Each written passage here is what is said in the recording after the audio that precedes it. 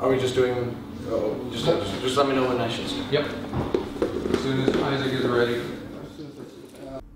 Hi, welcome to the 13th floor. I'm Marty Duda, and today we have Jason Webley. How's it going, Jason? Good, but I don't suspect we're not on the 13th floor exactly. It's just one floor up, but yeah. It's much more close, mysterious and magical sounding. Anyway, good to have you in New Zealand. You've been in the country for a little while, yeah. Kind of cruising around and doing the web stock thing in Wellington, right? Yeah, the main reason I came down was I was invited to speak at the Webstock conference about this project I did last year. This is the Margaret project? Uh-huh. Grab it there, show it to the camera. So it's actually, originally it wasn't this. It wasn't a thing. It was a concert that I did in my hometown based on this kind of uncanny chain of circumstances that take a couple of minutes to relate, if that's... Yeah, let her rip. So about a year and a half ago, my friend Amanda Palmer of the Dresden Dolls was visiting me in the town I live in, which is Everett, Washington, just outside of Seattle. And while we were driving around one day, she noticed this name just appears all over the town. Rucker Avenue, Rucker Hill, right. The Rucker Mansion, the Rucker Building, et cetera, et cetera. And she asked, what's the deal? Like, who are these Ruckers? And I'd really never thought about it. Yeah, because that's the way it is when you live in the place and you see the name. Yeah, you never just like doesn't everywhere have there's Main Street and Rucker Avenue. Like, right. Doesn't every town have a Rucker Avenue?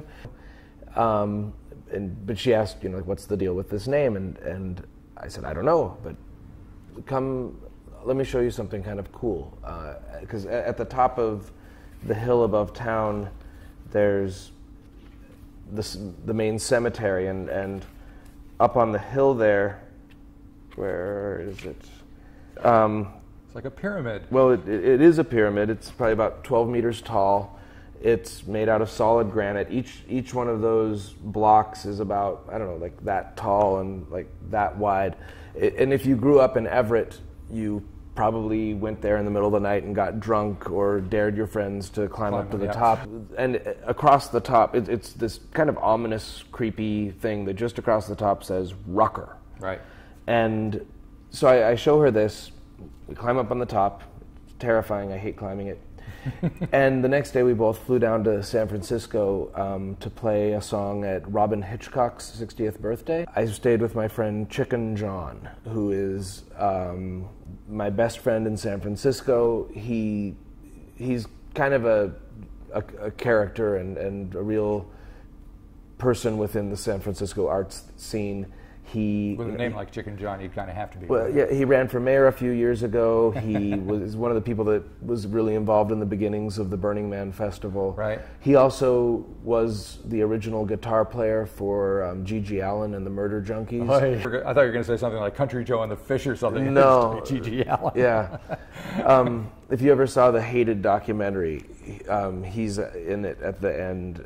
There's a nice, anyway, the guy that punches himself a bunch, that's Chicken. Anyway, so I'm walking down the street with my friend Chicken. We're talking about what we've been up to, and I mention that I've bought this old house in Everett that I'm fixing up, and he hears the word Everett, and he just freezes. Because I always tell everyone I'm from Seattle, like right. Even people I know well, because...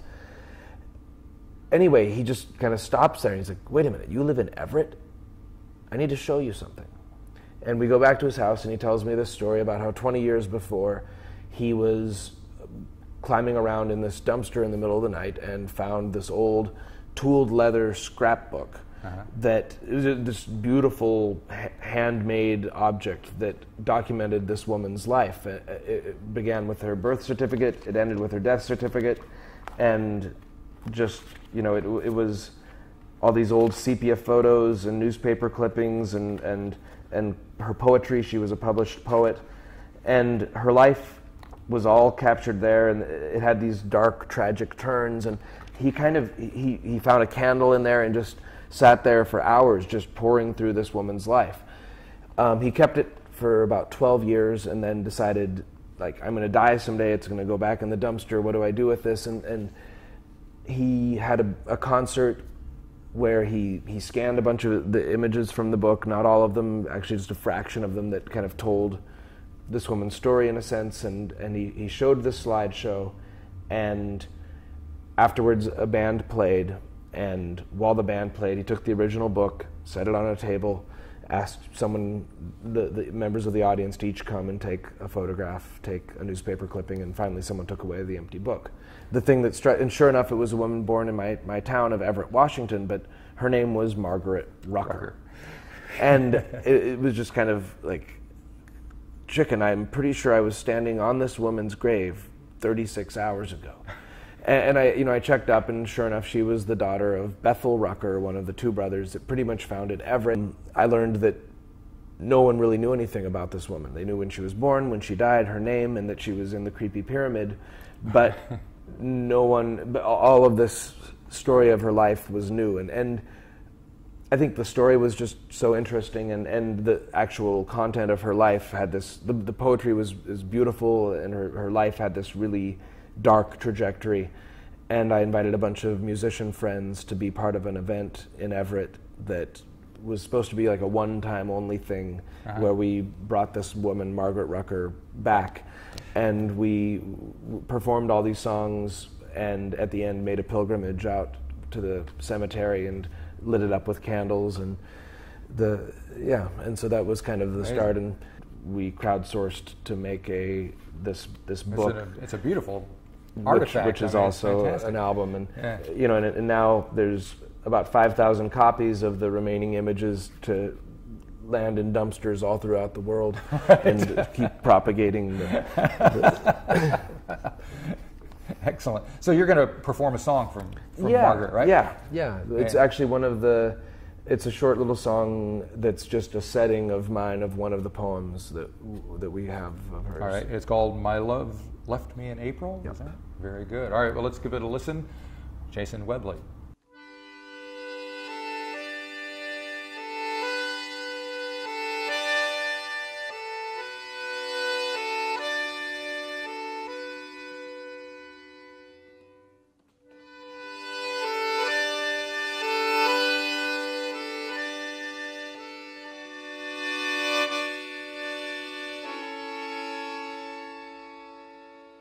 My love left me in April when the world was fresh and new. My love left me in the springtime when my heart was young and true.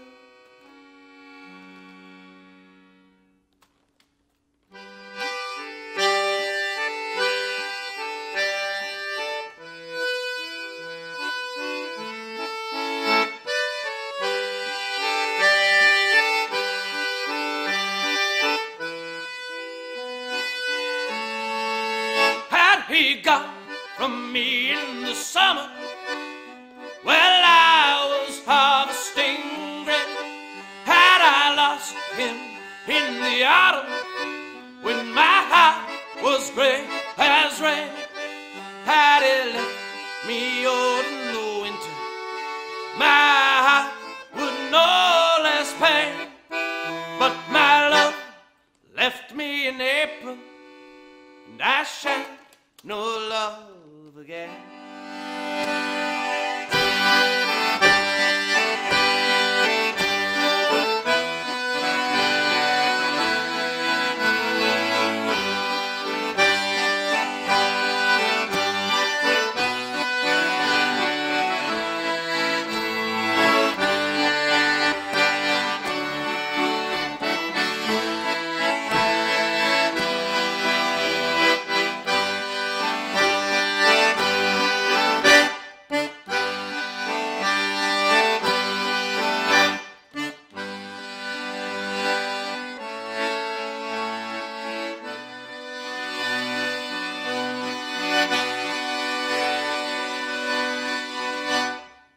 Okay, we're back with Jason Webley. And Jason, you've been in New Zealand before. You spent quite a bit of time here, and probably your most memorable time was when you were in Christchurch when the earthquake took place. The last time I was here was in February of 2011, and actually I was excited to play in Christchurch for the first time.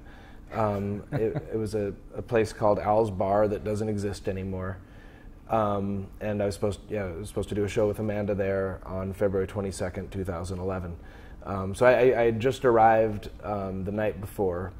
I'd very briefly got driven like through the center, and then was staying at a friend's house, Hera. She's a singer down there, and when the earthquake happened, and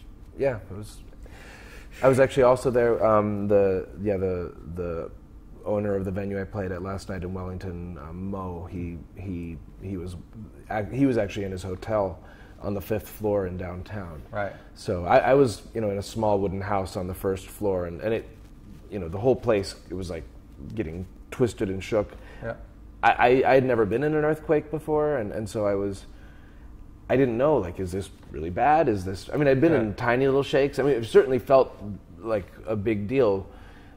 There was this big, like, wall cabinet thing that full of books and things that did actually crush the bed that I had been sleeping on. So that's kind of a dramatic detail, but I'd been up for a few hours. Well, that's good.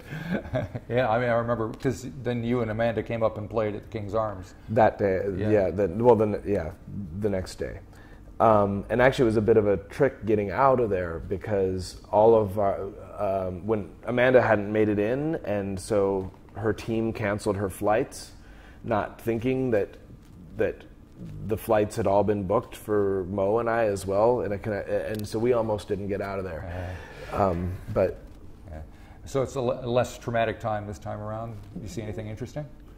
Well, it's interesting in a kind of sad and.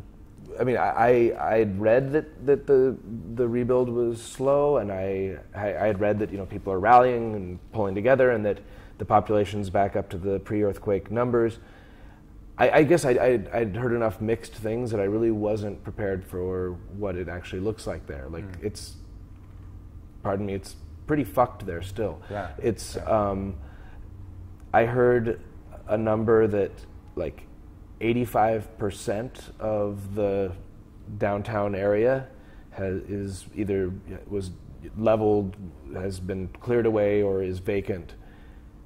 And I thought, wow, that's a lot. But actually looking around, I think that they're being optimistic. Really? I don't think that 15% of the viable former building space is currently being used. I think that's being really optimistic, because there's almost nothing left down there. There's a few little pockets of things. Most of it's new development. Right. Most of the old buildings that are still standing are being held together and are probably slated for demolition. Amazing. Oh well. Hopefully next time you come, things will be a little better down there. But it's a long process. It sounds like a bit of a mess, and a lot of. It's been 4 years, and tons of people are still waiting for insurance payouts. Yeah. And, it seems like a real mess. Okay, well, you've got another song to play for us. Sure. And this is a new one, is that right? Yeah. Tell me about that. It's a song that I wrote because I couldn't. Yeah, I don't know. It's a new song. I will say, I've actually been taking a break from performing for the most part for the last few years. 2011, I toured almost everywhere I'd ever been on the planet. I think I was in about 40-some countries, and up until November of that year, and I ended with a big show in Seattle, and then took a long break, pretty much a couple years. And since then, I've been doing. Margaret was really the first project, and I'm not really touring, but I thought since I'm going to come here anyway, it'd be fun to do a few shows. But anyway, this song was kind of a thing that was sort of percolating in my brain that throughout 2011, kind of working up to taking that break. The initial trigger for being like, I'm going to do it, I'm going to just stop and see what that's like, was just driving along one night and remembering, oh, it's a full moon tonight. I wish I could see it, and the clouds just suddenly opening up, and there it was, and I knew that I was going to stop for a while. So this is called Promise to the Moon. Yeah. Very good. Well, thanks for stopping by. Yeah, Good thank luck you with for your having show me. With the Tuning Fork. Thank you. Come again.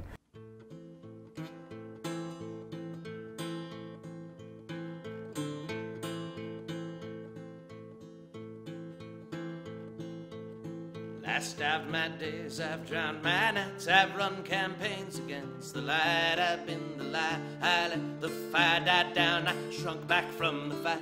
I got this feeling, this suspicion, this conviction, something's shifting, and I'm lifting up my feet to take the step. I'm ready now to let myself change colors with the leaves, let the wind come shake me down, deliver me closer to the ground. I made a promise to the moon.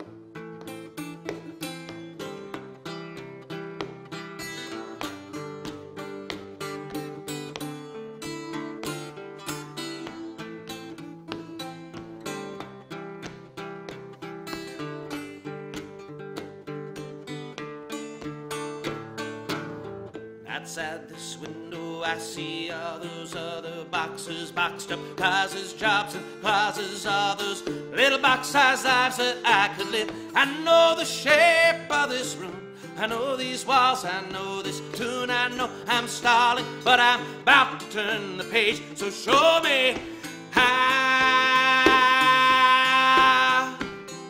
to weave my way into a tight cocoon and let it push me inside.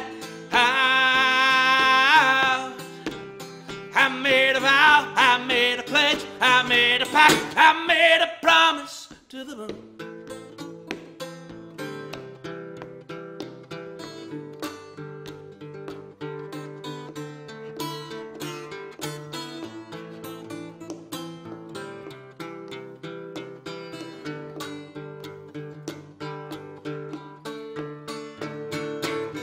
Last of my days, I've drowned my nights, I've run campaigns against the light. I've been the light, I let the fire die down, I shrunk back from the fight. I got this feeling, this suspicion, this conviction,